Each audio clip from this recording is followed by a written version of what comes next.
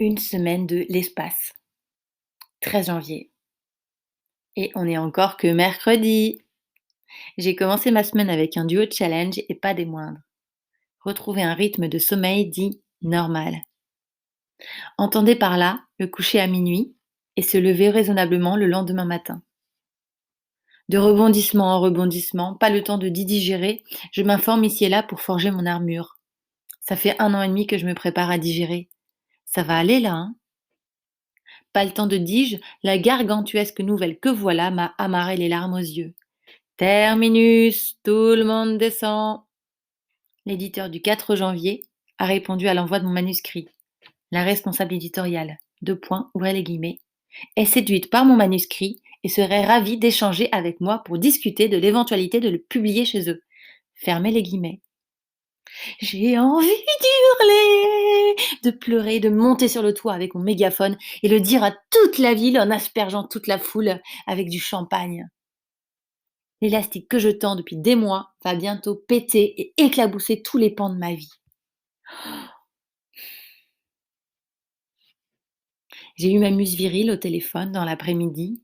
Des nœuds se sont dissous dans mon ventre et ma mâchoire s'est desserrée. J'aurais mieux fait de rester sur cet échange honnête, vulnérable, plutôt que de m'emballer. J'aurais dû m'en tenir à la douceur d'une possibilité de se revoir lors d'un rendez-vous pour quelques jours plus tard. Mais non.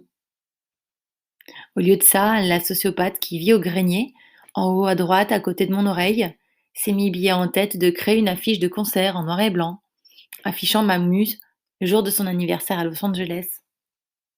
Arborée d'une photo de lui, micro à la main au Nouvel An. Jusqu'ici, tout aurait pu rester acceptable, voire drôle et attendrissant, si la sociopathe de 4 ans et demi n'avait pas été invitée par la voisine de palier à la publier sur Instagram.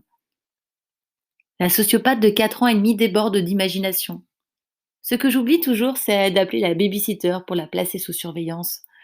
Vous savez, les enfants hyperactifs qu'on peut croiser devant les écoles et qui sont complètement intenables. Eh bien, j'en ai une qui vit dans mon corps.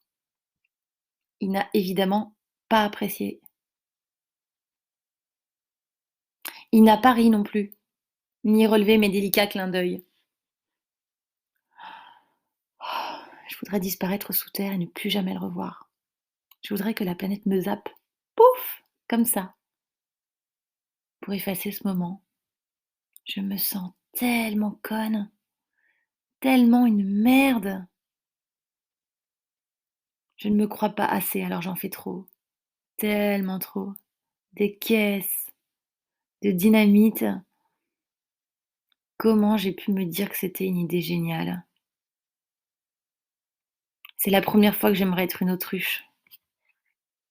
Je vais poster cette annonce. Recherche baby-sitter passionnée, sportive, expérimentée, auprès d'enfants difficiles. Adulte, 90 kilos, agile, rapide et dotée d'une capacité d'anticipation sans faille.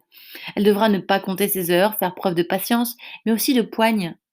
Elle ne dormira que d'un œil. Les antidépresseurs ne seront pas de trop, voire ils seront fortement recommandés. Ça a l'air très conséquent.